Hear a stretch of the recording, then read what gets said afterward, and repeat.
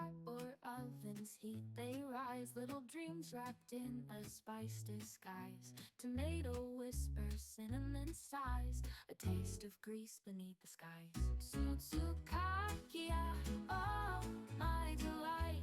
Dancing flavors in the moonlight. Over fries or rice, they shine so bright. Savoring grease in every bite.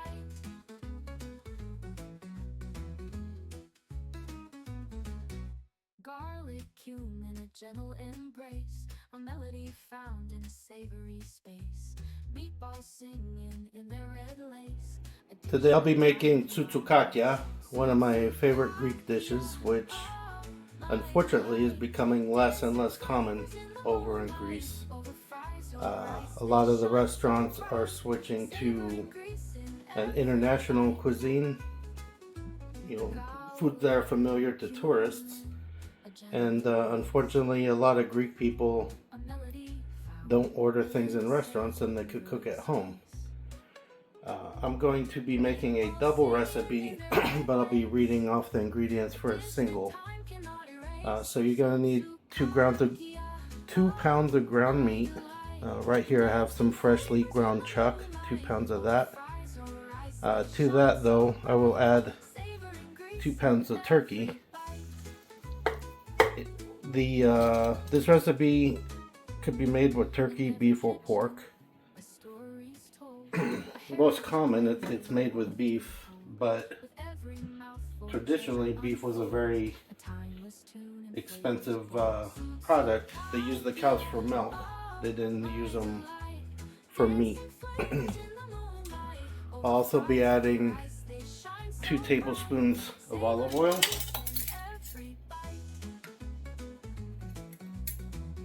But like I said, I'm doing a double recipe.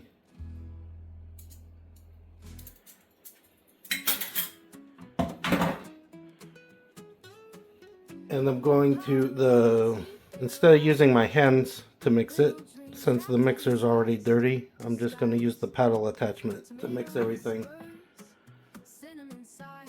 I also have 1 egg, or in my case 2.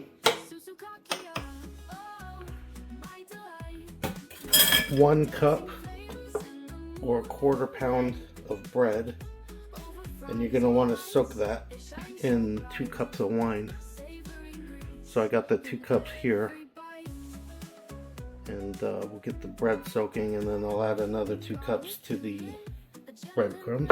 You're going to need half an onion, 2 cloves of garlic,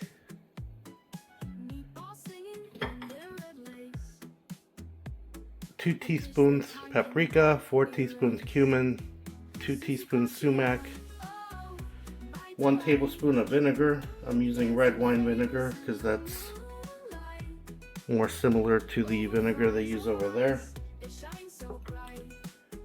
I'll also be using 1 tablespoon of ouzo. That's a lot more than a tablespoon. Let me adjust that real quick. Yeah, that's better. It's more like 1 tablespoon.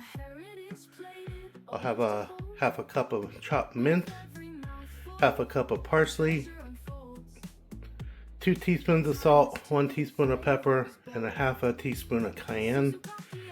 And a strange ingredient, not a common ingredient in Greece, but it calls for 2 tablespoons of ketchup. The sumac isn't that common either, but I got this recipe from a restaurant owner that is no longer in business, and it was my favorite version of this dish.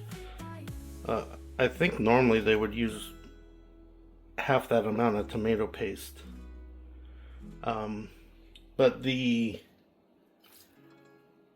onion does need to be grated, and you want the garlic grated or microplaned, and everything minced very fine. So I'm going to put them into the food processor and let that do the work for me.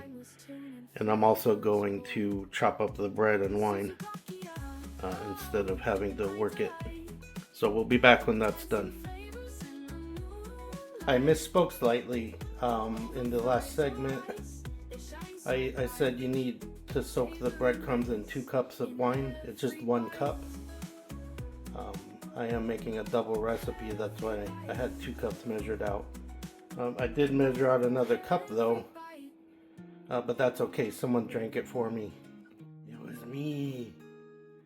Whew. Anyway, got the paddle attachment on, got the onion and garlic grated, food processed. I got the bread all chopped up with the wine, got my spices, got my eggs, got my mint and parsley finely chopped, and I'm gonna let the machine do some of my work for me. You're gonna want to start it on low, and you're not gonna want to let this go forever, otherwise it'll start to emulsify, and you beat up ground meat too much, it kind of gets tough. Another benefit of adding the turkey to the ground beef is it makes the meatballs much more tender, and it still tastes great. So I'll let this go. Geez, it's actually already done. Okay. Yeah, that's looking pretty good. So they're kind of wet for the because of all the wine. You're gonna want to let it set a tiny bit, not too long, and then you find yourself older Greek lady to come and form the meatballs into little football shapes. And then you dust them with flour and pan fry them. Ma! Pancakes! Ma! Keftedes! No! Soutzoukakia! Got the first batch in. Greek grandma hands hard at work. And yeah, it's gonna take a minute.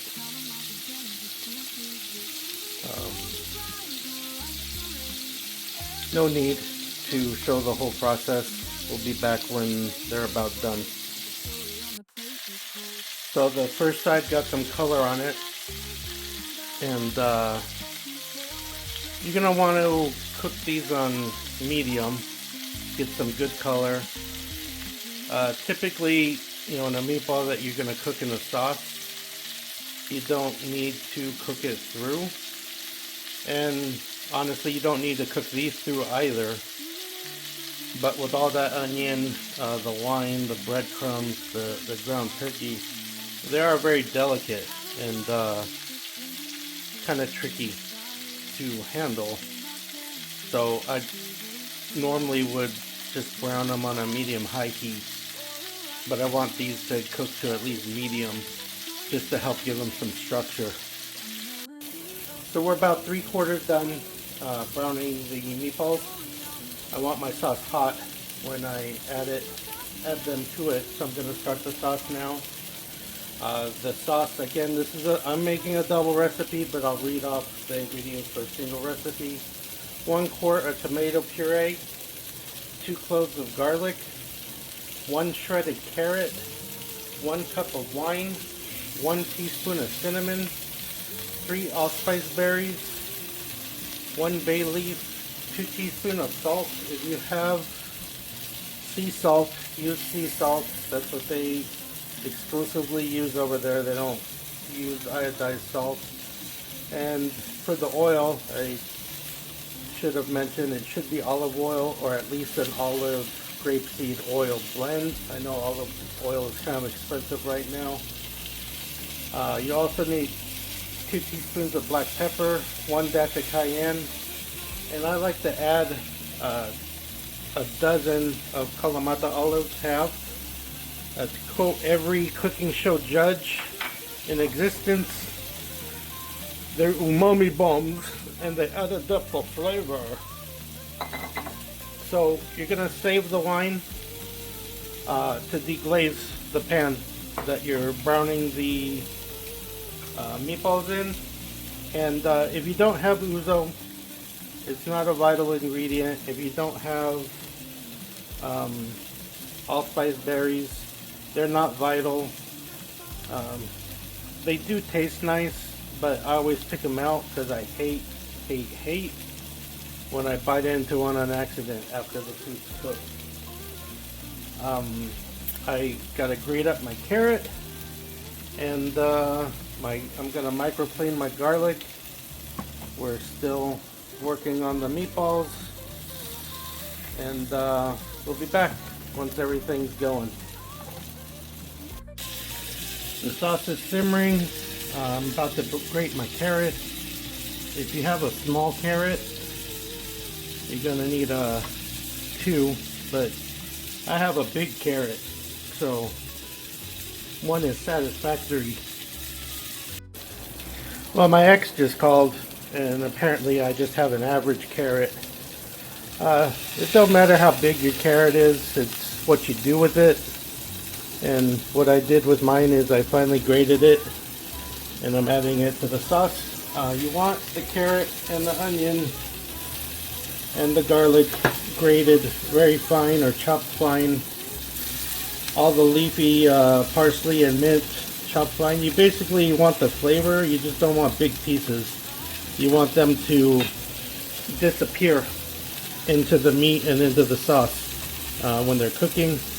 Carrot's not necessary, but it adds a little sweetness, removes some of the acid from the tomato, and it's a good way to sneak in some extra vegetable if you have a child that's a picky eater.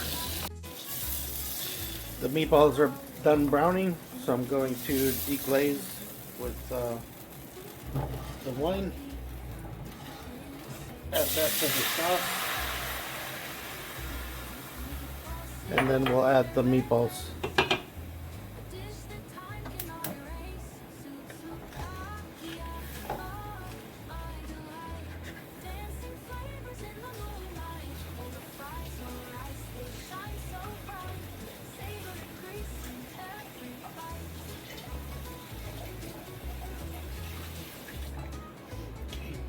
I think I got everything off the bottom.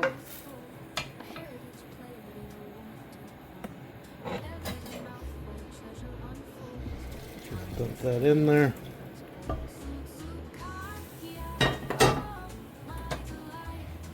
We're going to give it a good stir. Make sure everything combined. Unlike a typical sauce, you know, like a Sunday gravy. Well, even with Sunday gravy, you don't want to beat it up. But with these meatballs being as delicate as they are, you're basically just going to want to put them in and let them go.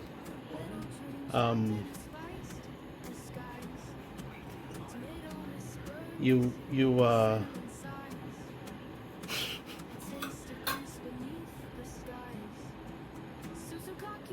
want to cook this an hour minimum, because like I said, the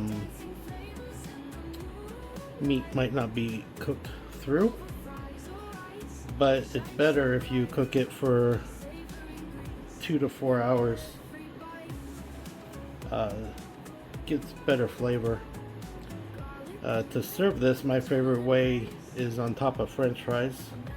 It's also good over white rice, and it's good with spaghetti.